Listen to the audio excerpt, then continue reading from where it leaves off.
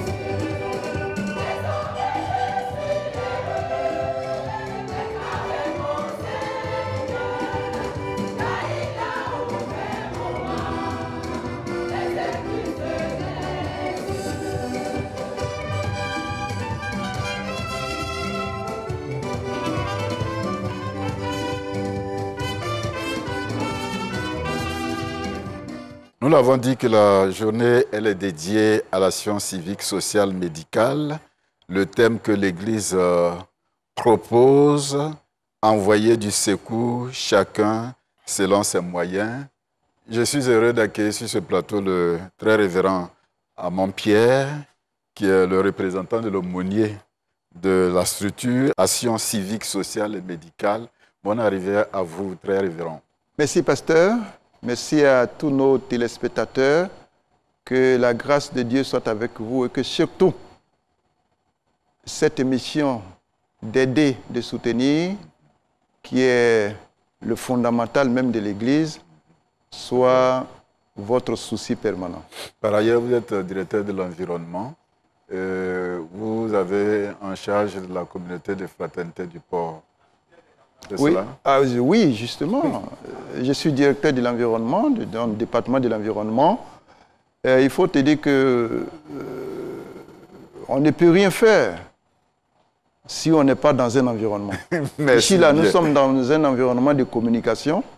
Donc, c'est important que de temps en temps... Merci, on ne parle pas aujourd'hui de l'environnement. Voilà. Merci à vous. Nous recevons ensuite professeur Aka Dago Akribi Hortense, qui est la présidente nationale du Conseil Église et Société. Bonne arrivée aussi à vous. Merci beaucoup, révérend. C'est un plaisir pour nous de vous recevoir sur ce plateau. Et moi de même. Parce que nous apprenons beaucoup de choses.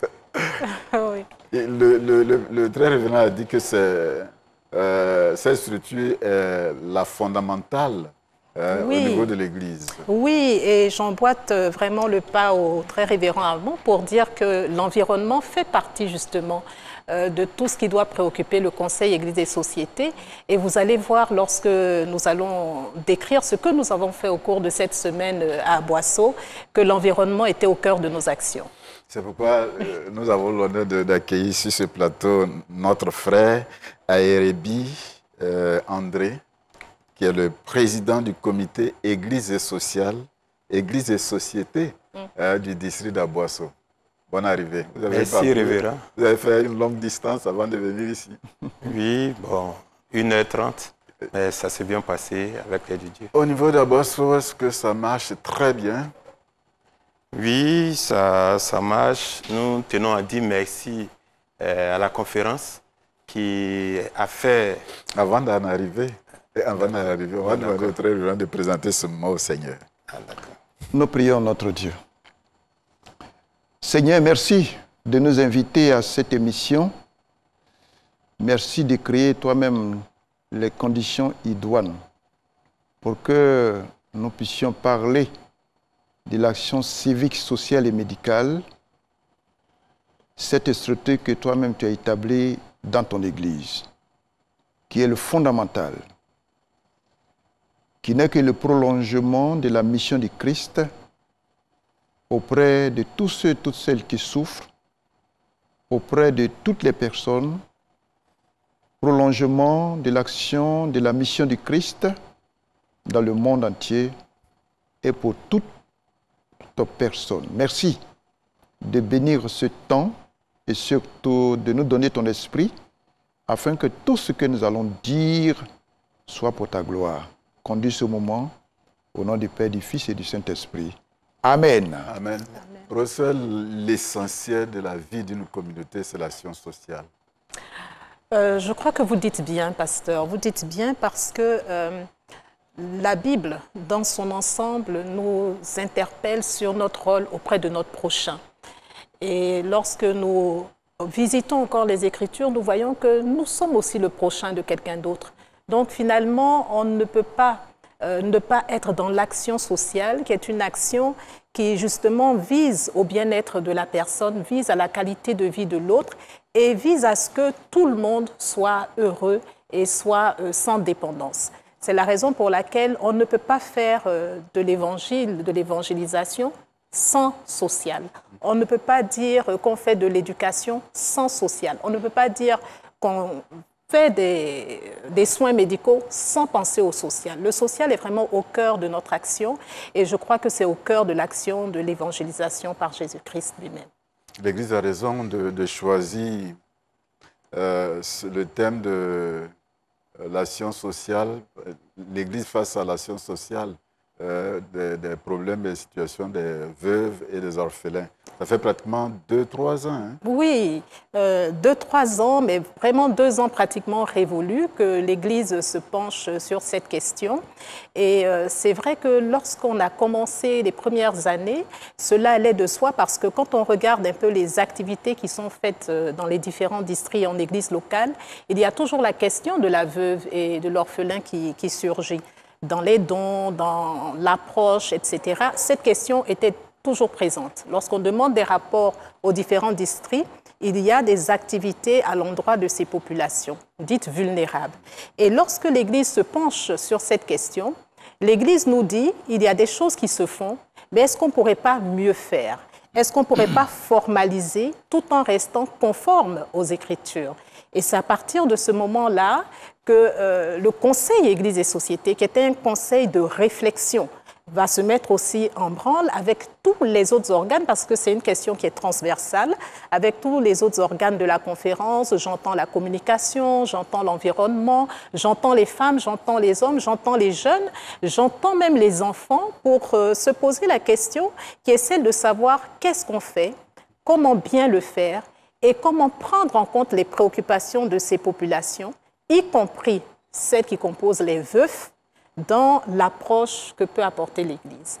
Comment tenir compte de notre loi ivoirienne, une nouvelle loi a été donc définie depuis peu, et prendre en compte ces différents éléments, informer, sensibiliser pour que demain, les personnes sachent ce qui se passe, sachent qu'elles peuvent être aidées, sachent qu'elles aient une connaissance même de cette loi pour pouvoir se défendre. Donc l'Église dit, on arrête un peu et on essaie de voir comment formaliser. Alors toute l'Église, dans toutes ses instances, à commencer par la conférence et par notre bishop, toute l'Église est engagée dans ce mouvement et à la fin, c'est de pouvoir vraiment trouver un programme, qui est un programme dit Naomi, sur lequel la réflexion a été portée pendant encore les journées nationales des laïcs. Donc ce programme Naomi, qui doit donc être formalisé à la suite d'un atelier pour donner à l'Église un instrument fort avec un moyen d'accompagner ces personnes, c'est-à-dire les veuves, les veufs et les orphelins, mais également un moyen de les rendre autonomes et de pouvoir donc adresser la question au regard de la parole de Dieu. Quelqu'un faisait l'analyse par rapport au thème de l'année, l'Église face à la condition sociale et au problème d'héritage de la veuve et de l'orphelin, en disant que on peut retenir de ce thème la nécessité d'agir sur le plan religieux, la nécessité de retenir sur le plan juridique, sur le plan socio-anthropologique et puis sur le plan affectif, d'où psychologique. Vous, Vous êtes bien placé, professeur. Oui, pour parler de l'aspect psychologique, oui, surtout. En quelques... bien entendu, oui. Bien entendu. Écoutez, le constat est clair. Le constat est clair sur le terrain. Lorsqu'on évoque ces populations dites vulnérables, je le dis vraiment pas d'un ton négatif, mais pour vraiment montrer la vulnérabilité même psychologique, la vulnérabilité socio-économique et dans tous les domaines de ces personnes. On se rend compte que la première action qui est portée, c'est une action qui est dite sociale. On a entendu parler des dons faits aux veuves, des dons faits aux orphelins, mais la question psychologique en particulier que vous adressez passe un peu inaperçue.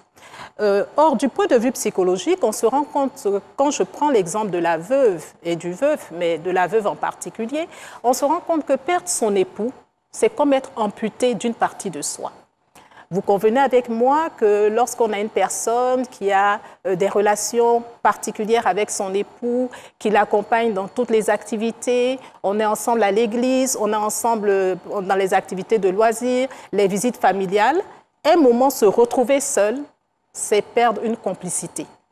Et c'est comme si vous avez un corps humain avec une partie qui est amputée. C'est-à-dire, il me manque par exemple un bras. Vous voyez qu'il faut pouvoir s'adapter à ce manque, et c'est tout le volet psychologique, parce qu'il y a la notion de deuil.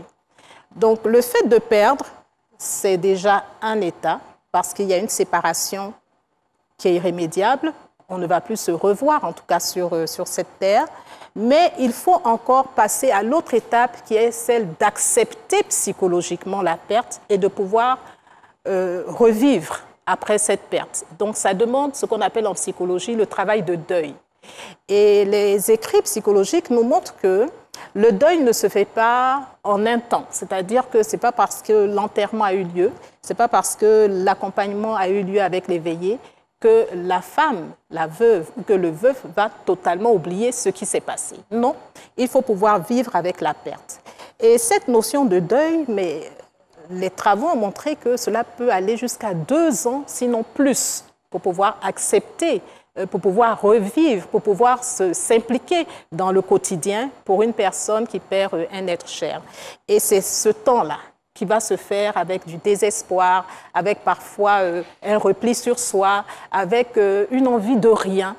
J'échangeais au cours de cette semaine passée avec une dame récemment veuve qui disait « Autant je trouvais que j'étais seule parce que je viens de perdre mon mari, autant je ne voulais voir personne autour de moi. » Vous voyez, c'est assez paradoxal, mais c'est de ça qu'il s'agit. Et très souvent, il faut pouvoir rejaillir, renaître pour ne pas entrer dans une forme de dépression.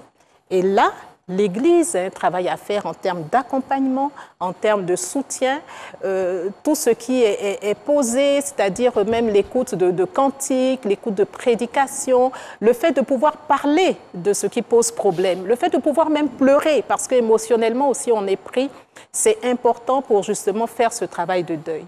Donc je disais environ 2 ans. Pour certaines personnes, ça peut aller beaucoup plus loin. C'est pour cela que nous devons avoir une vigilance particulière face à ces personnes endeuillées. Alors, puisque vous me tendez la perche, j'aimerais parler aussi de l'orphelin. Parce que, vous voyez, sans oublier le veuf. Le veuf, oui. Le veuf, oui, parce qu'effectivement, je le disais, il y a également la perte. Et pour le veuf, c'est encore plus complexe. Pourquoi ? Parce que dans le cadre du mariage ou dans le cadre de la relation entre 2 personnes, vous savez que la femme agit beaucoup dans le sens de la famille. La femme est en même temps celle qui soigne, c'est celle qui va faire la cuisine, c'est celle qui travaille à l'extérieur, qui revient. Donc, elle est un peu la cheville ouvrière de tout. Alors, quand le veuvage arrive, c'est comme une perte de tout. D'abord, on est amputé d'une partie de soi, mais on se rend compte, en tout cas pour le veuf et pour ce qu'on a pu recueillir des témoignages, qu'on ne se retrouve pas. Il est même parfois difficile de dire à un veuf, est-ce que vous pouvez me donner tel document? Il dit non, mais c'est ma femme qui se chargeait de ça, c'est elle qui faisait mes valises. Enfin, donc, tout le quotidien rappelle qu'elle est partie. C'est la raison pour laquelle, très souvent, on a des remariages beaucoup plus précoces au niveau des veufs. Parce qu'il y a tout de suite quelque chose à combler qui est de l'ordre même du quotidien, de la vie de tous les jours, qui part donc de toutes les questions, hein, aussi bien des questions de besoins de base, hein, les besoins alimentaires, de besoins de sexualité, de besoins même de repères dans la vie. Donc on note que le remariage est beaucoup plus précoce. Mais la perte est également là et on dit attention aussi au remariage précoce parce qu'il faut souvent que le deuil se fasse. Parce que quand le deuil n'est pas fait, on recherche dans celui ou dans celle qu'on va épouser à nouveau les caractères ou les traits de la personne partie. Donc, vous voyez que ça peut venir être conflictuel dans ce nouveau mariage. C'est la raison pour laquelle, je vous dis, le travail de deuil doit se faire et l'Église doit prendre conscience de ce travail de deuil pour accompagner justement ces personnes. L'orphelin? L'orphelin, c'est une question très délicate parce que c'est un enfant en développement, en plein épanouissement. Et lorsqu'on perd ces repères fondamentaux que constitue le décès des parents, on perd un peu tout de soi et c'est très difficile. Donc, il faut justement avoir un regard qui vise l'épanouissement de l'orphelin avec la prise en compte de la scolarisation, des activités pour le faire grandir. Peut-être que ce n'est pas de ça qu'on doit parler, mais je crois que c'est vraiment essentiel. Le thème de cette année, au niveau de la journée, c'est pratiquement la même chose. Envoyer du secours, chacun selon ses moyens. Le thème, c'est effectivement envoyer du secours, chacun selon ses moyens, qui est tiré de Acte 11, verset 29. Vous voyez bien que la question de la veuve, du veuf et de l'orphelin est aussi au cœur de cette action. Mais elle est plus ouverte en ce qui concerne la journée de l'action civique, sociale et médicale parce que justement, les personnes vulnérables ont des composantes différentes. Donc, lorsqu'on a un paralytique, lorsqu'on a un malade, lorsqu'on a quelqu'un qui a un besoin, il faut pouvoir envoyer des moyens. Mais tout le monde peut envoyer quelque chose. Tout le monde peut donner quelque chose. Tout le monde peut apporter quelque chose. C'est pour cela que très souvent, lorsqu'on est dans la dimension du don, il y a des choses qui doivent être instruites aux enfants dès l'éducation, dès le bas âge, pour leur apprendre à donner. Et donner, c'est pouvoir donner de soi dans tous les domaines possibles. Donc, c'est une question d'actualité qui concerne vraiment toute la population. Cette année, on est dans le district d'Aboasso. C'est pourquoi nous recevons sur ce plateau, on reviendra au procès tout à l'heure, c'est pourquoi nous recevons sur ce plateau le président du comité Église et sociale du district d'Aboasso. Église et société. Église et société, pardon. Église et société. Président. Le président du comité Église et société du district d'Aboasso. C'est un honneur pour vous de recevoir cette journée. Oui, effectivement, révérend. Et c'est depuis 2019, après Jacquesville, qu'Aboasso avait été désigné pour recevoir ces activités du Conseil Église et Société. Et à cause du Covid 2020, ces activités n'ont pas pu avoir lieu. Dans cette année, en tout cas, ça a été vraiment un véritable honneur pour nous de recevoir ces activités de la CSM. Entre autres activités? Entre autres activités, nous avons eu depuis le dimanche le culte de lancement à Crinjabo avec la participation des membres du bureau national. Et du lundi jusqu'au jeudi, chaque soir de 19 à 20 h, il y a eu des enseignements, des études bibliques par rapport au thème de ce jour, au thème de l'année. Et le vendredi, nous avons reçu les délégués des différents districts de la conférence avec le bureau national. Et on a eu des activités par rapport des actions civiques, des nettoyages et assainissements dans des établissements publics. D'abord dans une école maternelle à Langouanou, maternelle et primaire. Langouanou rappelle l'histoire de l'Église. L'histoire de l'Église, voilà. Oui. Ça s'est passé le vendredi. L'histoire de la naissance de l'Église en Côte d'Ivoire. Aussi, dans des centres de santé, toujours nettoyage et assainissement. Nous avons parcouru tout le district. Assouba, Yaou et Maféré. On est allé dans les 5 circuits que compose notre district. Et il y a eu vraiment de l'assainissement. Il y a le thème de la succession dans le district qui est important. Oui, ça a été le clou le samedi, de 16h à 19h, pardon, voilà. Qui a été le clou des activités. C'était un panel d'experts. On a eu 3 intervenants. D'abord, la succession en pays Saint-Louis, qui a été dite par Étienne Daniel, un notable nous venant d'Aïbo. Ensuite, la succession selon le droit ivoirien, qui a été dit par le président Jean Conan, magistrat hors hiérarchie. Il est aussi membre du Bureau national Conseil Église et Société. Et ensuite, on a eu le 3e thème, succession selon la Bible, par un pasteur Akosi Daniel, qui est le pasteur en charge du circuit d'Alangouanou. Et pourquoi vous avez fait le choix de parler de la succession? Ben, écoutez, je crois que le très révérend Hamon est très bien placé pour revenir un peu sur l'histoire de ce district et surtout l'histoire de ce peuple. C'est un peuple très particulier qui a, pour la succession aussi, un regard qui est social, qui est anthropologique et qui va justement donner une coloration particulière à la loi et à ce qui peut être fait aux personnes veuves, donc veufs et veuves, mais surtout les femmes, et aux orphelins. Donc pour nous, il était important de revisiter l'histoire de ce district parce que lorsque nous posons une thématique, et c'est aussi le lieu de dire ce qui est fait par rapport à ce thème de l'année. On peut rappeler aux téléspectateurs que Mme Aka Hortense, elle est professeure psychologie clinicienne. Voilà, je suis donc psychologue clinicienne de formation. Et donc, ce que je suis en train de dire, c'est que le thème de l'année est repris dans tous les districts et il faut contextualiser la question. Lorsque vous voulez faire une action, il faut tenir compte de l'environnement qui reçoit l'action. N'est-ce pas? Oui, c'est très révérend.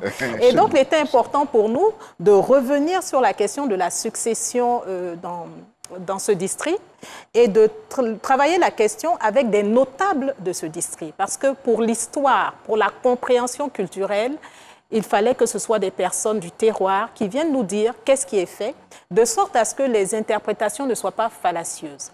Par contre, se saisir de ce qui est fait et attirer l'attention de la protection des veuves, de la protection des orphelins, de la protection même des veufs, pour nous, c'est important. C'est pour cela que vous avez ce triptyque dans le traitement de la question qui est donc la vision culturelle avec la notabilité, la question juridique avec un juriste et par rapport à la nouvelle loi ivoirienne et la question donc biblique avec le pasteur.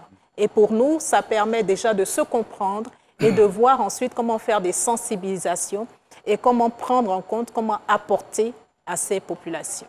C'est seulement le district d'Aboasso ou dans toute la conférence? Dans toute la conférence. C'est-à-dire que tous les districts ont eu à réfléchir sur cette question. Alors pour Aboasso, nous avons voulu mettre le phare sur la question par rapport à la culture. Mais dans la réflexion qui a été portée sur cette question d'envergure menée par notre conférence, nous avons fait passer des questionnaires qui sont partis dans toutes les églises locales des districts pour faire remonter la réalité du terrain. Vous savez, lorsqu'on dit on apporte quelque chose, il faut que ce quelque chose serve. Lorsqu'on dit on veut répondre à une question, il faut savoir quel est le problème spécifique. Et c'est dans ce cadre-là que chaque district a fait remonter la réalité de son terrain. Nous avons pu y travailler au cours de la Journée nationale des laïcs et ce sont tous ces éléments qui vont être pris en compte pour pouvoir donner ce programme Naomi qui sera un programme pratique ciblé sur la question des veuves, des veufs et des orphelins. Et si la loi ivoirienne ne suffit pas ou que c'est insuffisant, ça veut dire qu'il y a des tests à proposer? Oui, la loi, on ne peut pas dire qu'elle sera insuffisante parce que c'est celle qui nous régit. Nous sommes une église, mais nous sommes dans une société qui est régie par des lois. Mais nous pensons qu'il est important d'abord que les gens aient connaissance de cette loi, ce qui n'était pas évident. Et donc, ça fait partie aussi de ce que nous souhaitons qu'il soit fait en termes d'information et de sensibilisation au peuple de Dieu en général et aux autres, hein, parce que ce que nous faisons, c'est pour toucher la société. Hein, ce n'est pas que pour les méthodistes. Mais nous disons également qu'il y a beaucoup de choses qui peuvent être faites dans la compréhension de ce qui se passe. Et lorsque, par exemple, une veuve, il advient donc un décès, lorsqu'elle a connaissance de ce à quoi elle peut recourir, c'est très important pour sa défense. Lorsqu'elle sait que, par exemple, il y a des choses qui peuvent être faites pour l'orphelin en termes de soutien pour qu'il puisse reprendre les études, c'est important. Donc, pour nous, il faut saisir ce qui se fait, mais pouvoir informer, sensibiliser et prendre en compte les réalités de chaque terrain pour pouvoir travailler. En quelques mots, la succession dans le district d'Abosso. Ben, il faut dire que la succession chez nous ne pose pas de problème. Hein?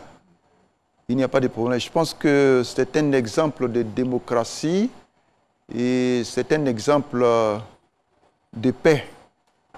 Vous savez, chez nous, hein, la succession se faisait de façon matrilinéaire et c'est une famille, au début, qui était choisie et lorsque les gens mouraient, eh bien, ceux qui venaient donc à la suite s'assiedent donc sur la chaise. Mais dans ce temps, les choses ont changé. Et vous avez vu que dans l'exposé, eh bien, il est question maintenant de se réunir, de se mettre ensemble, les vieux, les doyens se mettent ensemble. Et puis, ben, ils essaient de regarder celui qui a la sagesse, celui qui a l'intelligence, celui qui réunit toutes les capacités, je dirais, morales, intellectuelles, psychologiques, qui a vraiment des qualités pour diriger, c'est celui-là qui, maintenant, peut s'asseoir sur la chaise. Et ça, je peux même dire que c'est de manière consensuelle que chez nous, le choix du chef est fait. Et quand c'est comme ça ne crée aucun problème, il n'y a pas de palabre, il n'y a aucune difficulté. Et c'est pourquoi chez nous, il n'y a jamais eu de succession qui a créé des guerres, des palabres, etc., etc. Parce que quand les vieux se réunissent et quand ils sortent, on peut même dire, ben voilà, on attend donc la fumée. Et quand la fumée est blanche, ça veut dire que le choix était déjà fait et ce choix est un choix sacré. Celui qui est choisi est comme un sacré. Et gare à qui, personne ne peut vraiment se lever pour dire non, non, non, non, on ne veut pas. C'est vraiment sacré. Voilà, donc c'est pourquoi vous avez vu donc dans l'exposé, cet aspect sacré a été donc développé pour que nous puissions vraiment nous instruire et que toute la Côte d'Ivoire, pourquoi pas tous les peuples, puissent effectivement s'en servir et voir bien sûr un exemple de démocratie, mais aussi un exemple de réconciliation, un exemple de paix et de joie dans un peuple qui veut toujours conserver ses valeurs à la gloire de Dieu et de celui qui a créé le monde entier. Parce que c'est vrai, chez nous, la succession, hein, comme on le dit, hein, c'est pour glorifier le Dieu créateur. C'est vrai qu'il y a des pratiques traditionnelles à l'intérieur, mais en réalité, c'est pour glorifier le nom de celui qui nous donne la vie. Frère André, c'est la même question. C'est bon? Oui, il faut dire qu'il y a ce côté, et puis il y a le côté direct au niveau, à l'intérieur des familles. Oui. Souvent, la succession au niveau du père qui est parti, au niveau de la mère qui est partie. Et souvent là, ça a créé beaucoup de confusion. Mais avec la conférence, je pense qu'on a compris. Ceux qui étaient là ont compris comment est-ce que ça se fait. Parce que parfois, quand on interroge le commun du mortel, on dit, bon, chez les Agnis, c'est le neveu. Alors qu'avant d'arriver au neveu, on a compris qu'il y avait d'autres personnes, telles que le cousin d'abord. Le neveu est vraiment en dernière position. C'est ça. En tout cas, il y a eu ces éclairages à ce niveau-là. Et je pense que nous pouvons aider nos frères et sœurs dans ce sens, dans la compréhension de ces pratiques-là. Je sais que vous avez beaucoup de choses à faire, hein? Boulot. Oui. Enfin, c'est toute une équipe qui travaille. C'est toute une équipe qui travaille. Et je pense que toute l'Église qui est concernée par la question y travaille. Mais ce que je voulais ajouter, et l'éclairage qu'on a eu également, c'est que véritablement, les problèmes de succession envoient des crises, beaucoup dans les familles, parce que justement, à qui revient telle chose? Donc, il y a parfois des différences à faire entre ce que le père avait et qui était une composante de la grande famille et ce qu'il possède de lui-même. Donc, il y a parfois des implications, des intrications qui font que parfois ça soulève des difficultés en termes d'héritage. Et le fait d'en parler à cette conférence, nous avons vu toutes les questions qui ont été soulevées par les participants. C'était très important parce que cette conférence a été organisée sous forme d'un panel. Donc, chacun, donc je vous ai parlé des 3 dimensions, chaque orateur a développé quelque chose pour permettre au peuple et aux personnes qui assistaient à cette conférence de pouvoir rebondir pour poser des questions. Et c'est vrai que ça a permis une meilleure connaissance de la succession chez ce peuple qui, à l'origine, c'est un peuple, c'est la royauté, hein, très révérend, si je ne me trompe pas, c'est la royauté. Donc, de comprendre d'où ça vient, de pouvoir avoir un regard qui est beaucoup plus un regard de compréhension plutôt qu'un regard de critique, de rejet, et que chacun sache également que déposséder un orphelin, c'est soi-même s'attirer des problèmes. Parce que quand un orphelin est dépossédé dans une région, on le perd, il peut devenir un enfant de la rue, il peut devenir un enfant délaissé, un brigand, etc. Donc c'est un délinquant. Donc c'est important que toute la société entoure ces personnes-là pour que, justement, elles puissent continuer de s'épanouir et être un facteur positif pour cette société. On va faire une pause et on va écouter la chorale L'Union féminine de Béatitude à cause de vous. Et oh, c'est gentil, c'est gentil.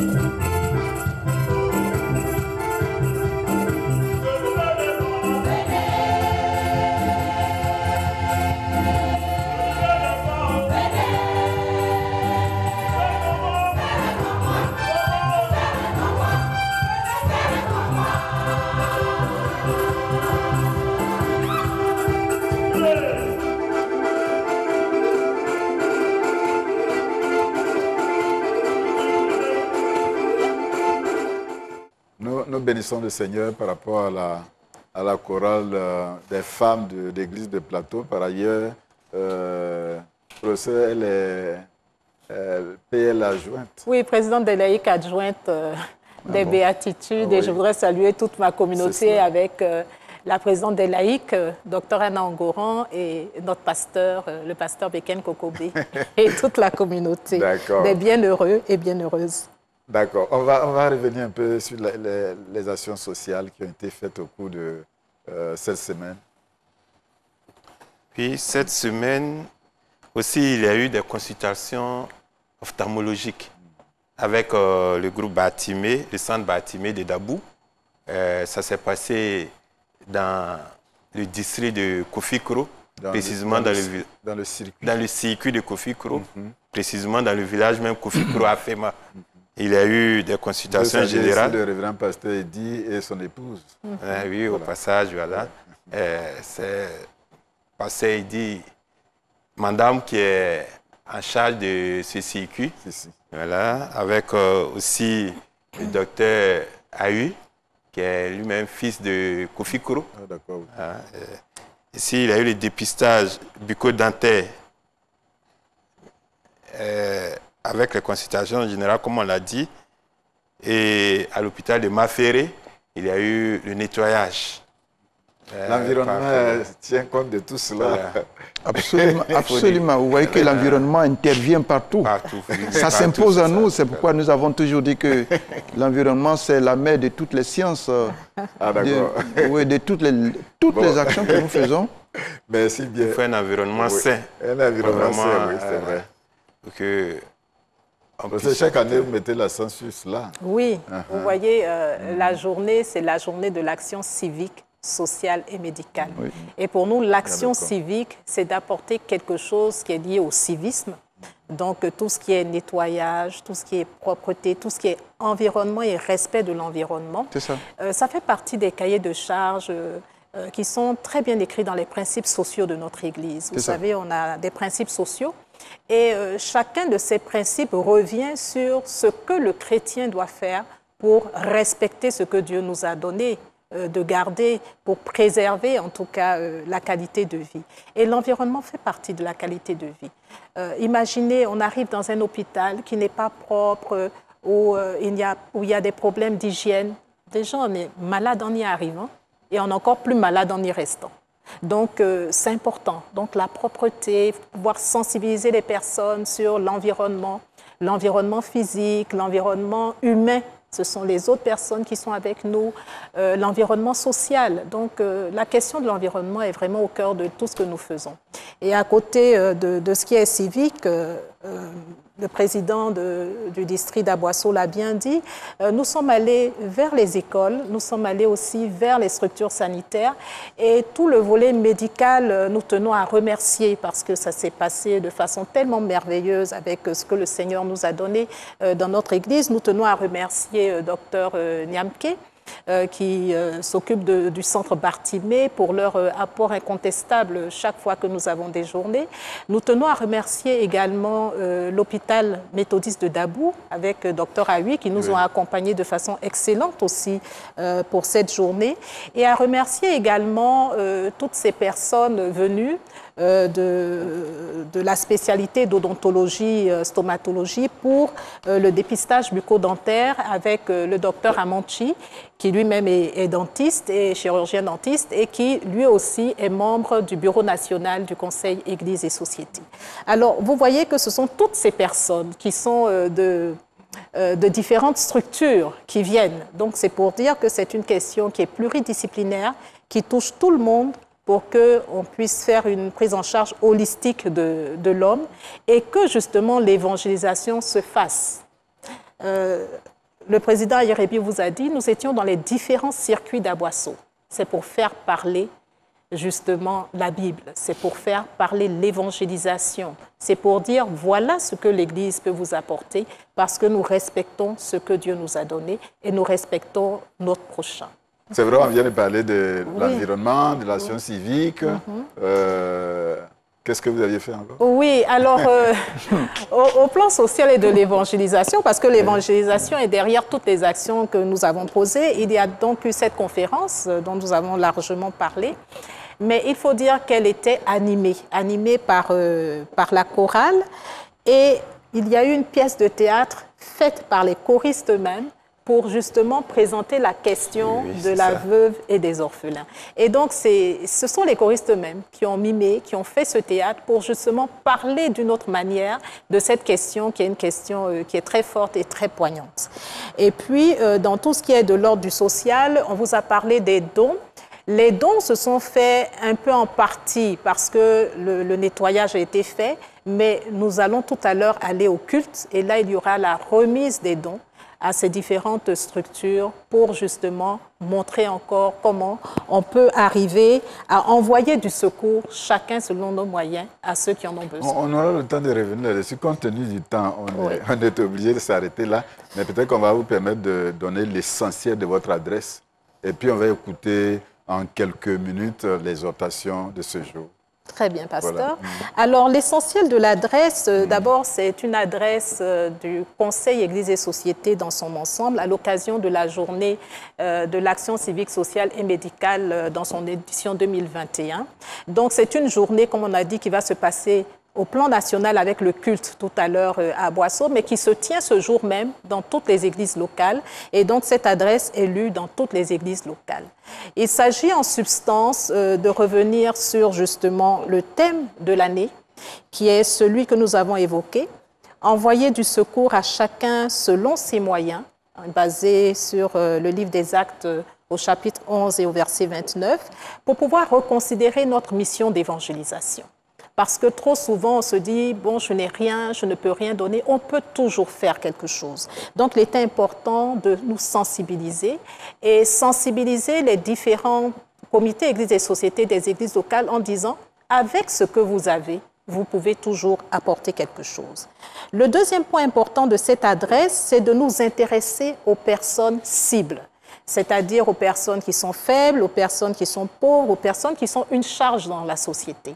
Donc, ce n'est pas de nous tourner sur nous-mêmes en tant que méthodistes, mais de nous ouvrir sur ces populations et donc de faire parler notre cœur de chrétien parce que c'est notre identité de chrétien et c'est ce que Dieu nous demande de faire pour l'honorer. Troisième point fort de l'adresse, c'était de revenir sur cette période qui est très bouleversée par la Covid-19, cette pandémie de la Covid-19. Cela a été dit également, nous devions être à Boisseau en fait en 2020. 2020, oui.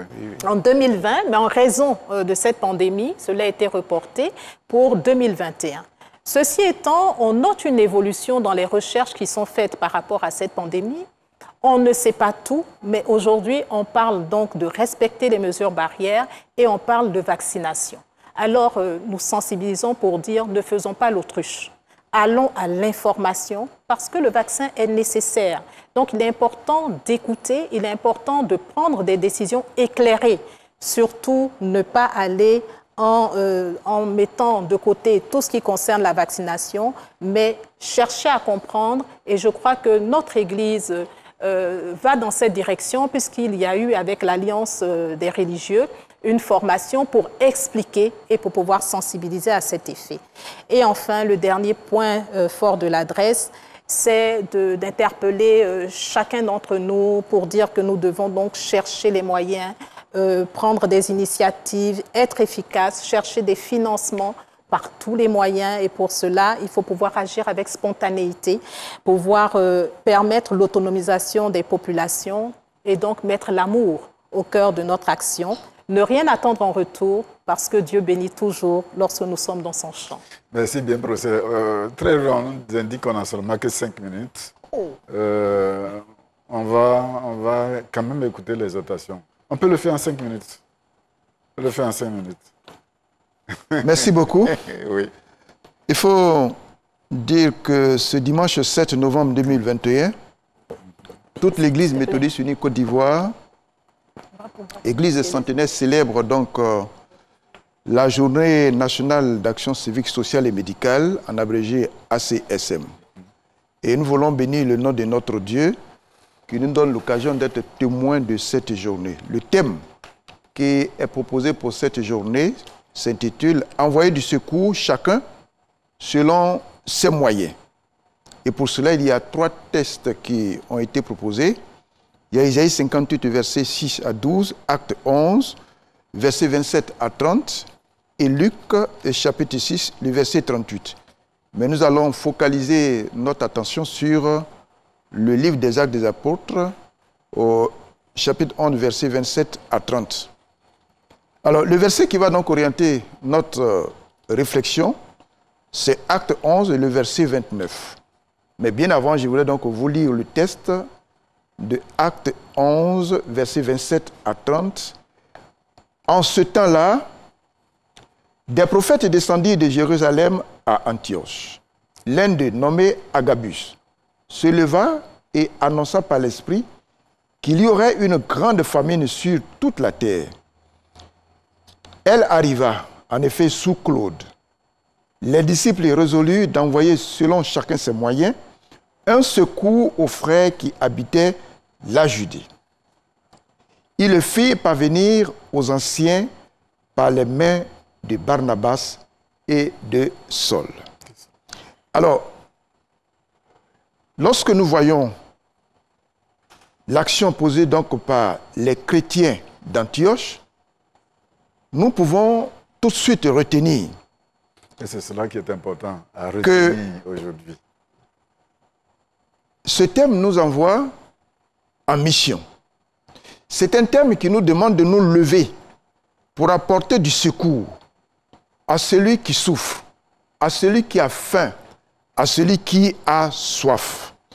Et il y a 3 années successives, l'Église réfléchit sur le thème. L'Église est face à la condition sociale et au problème d'héritage des veuves et orphelins.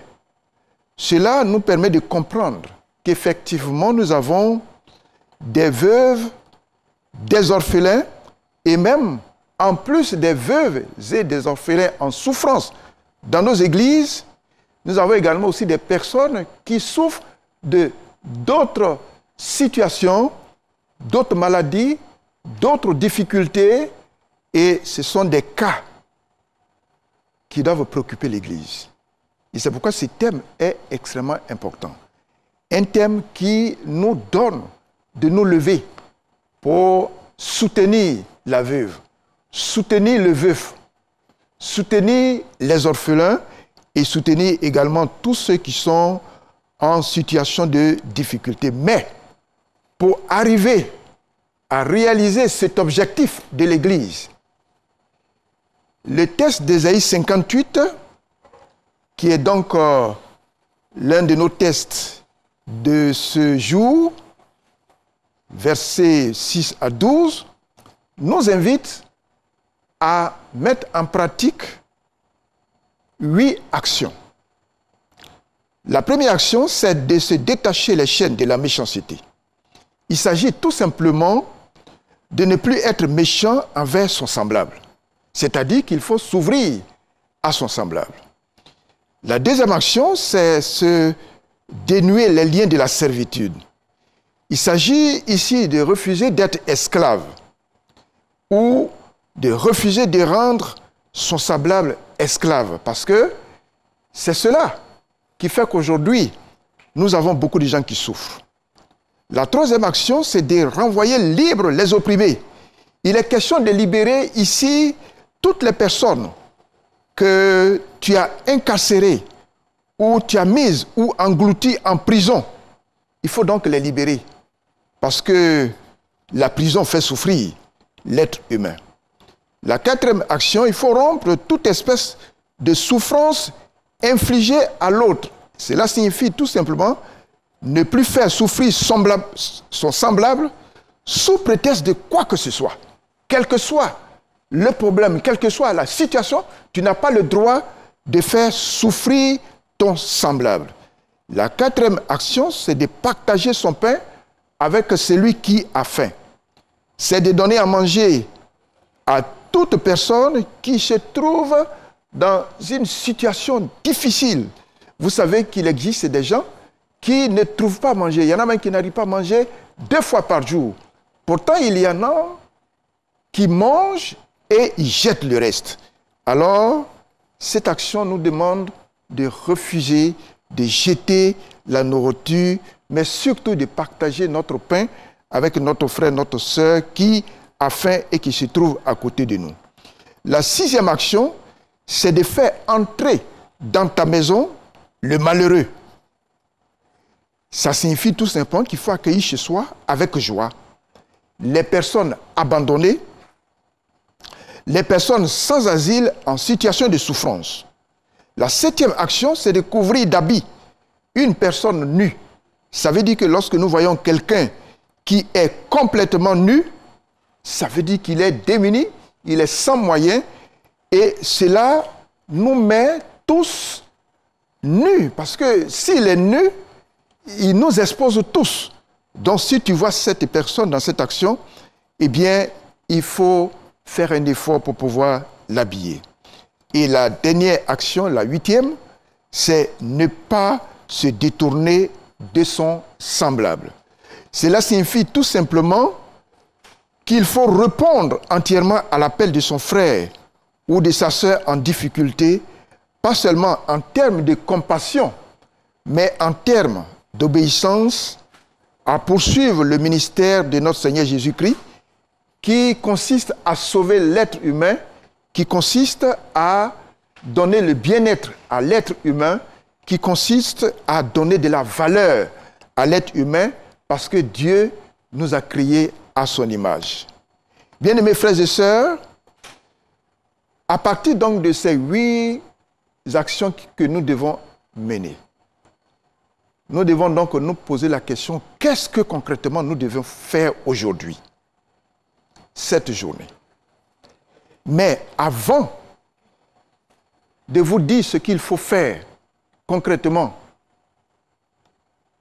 cette journée, la Bible nous met en garde dans Exode 22, du verset 22 à 23, que tu ne feras pas souffrir la veuve ni l'orphelin. Si tu le fais souffrir et qu'ils viennent à moi, j'entendrai leurs cris, ma colère s'enflammera et je vous détruirai par l'épée. Vos femmes deviendront veuves et vos enfants orphelins. Ça, c'est une mise en garde sérieuse. Et je voudrais donc terminer pour dire quelles sont donc les actions que nous devons mener aujourd'hui. Je pense qu'au niveau donc du panel, il y a eu beaucoup d'actions qui ont été proposées. Mais je voudrais tout simplement dire une chose seulement. Une, deux ou trois choses. Une chose compte tenu du temps. Merci beaucoup. Compte tenu du temps. La seule chose, c'est que chacun de nous sente la souffrance de la veuve, de l'orphelin, de celui qui est dans une difficulté, comme étant votre charge. C'est-à-dire que vous devez vous mettre à sa place pour dire, je vois la veuve souffrir, je vois les orphelins souffrir, mon frère et ma soeur est en train de souffrir, je suis en train de la voir, en train de glaner donc dans la rue, en train de fouiller donc dans les poubelles. Il faut que j'aille à son secours. Et cela, la souffrance des autres doit être notre poids. C'est-à-dire, ça doit peser sur nous. Et nous lever pour aller soutenir en mettant en place les structures qu'il faut. Et c'est cela que je voudrais terminer en disant merci à notre Église, en choisissant surtout ce thème. Merci bien, très révérend. Je crois que l'essentiel a été dit et le peuple de Dieu a bien compris. On va terminer la rencontre parce que le temps, on a débordé le temps. Le dernier mot revient à la présidente rapidement. Alors, le dernier mot, c'est déjà d'appeler tous les fidèles pour que chacun aille vers le temple, justement pour cette journée, que chacun mette la main à la poche pour toute la collecte dédiée à cette journée qui permettra d'aider donc les personnes en souffrance.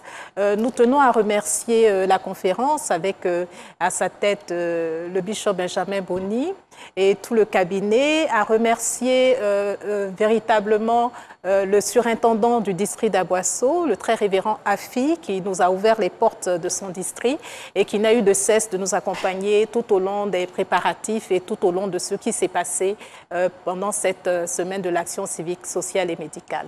Que chacun entre en lui-même et fasse ce qu'il doit faire devant notre Seigneur Jésus-Christ. Amen, et je vous remercie. Amen. Nous avons terminé notre rendez-vous de ce jour. Certainement, on aura d'autres occasions. Merci à l'aumônier. On aura d'autres occasions très révérantes. Merci à l'aumônier. Il est déjà l'heure, on aura d'autres occasions. Merci à vous. Je vais dire merci à la présidente, au président du comité, Église et sociale. Merci au très révérend. Que le Seigneur vous bénisse abondamment. Le dimanche prochain, nous allons encore nous retrouver. Merci beaucoup. Amen.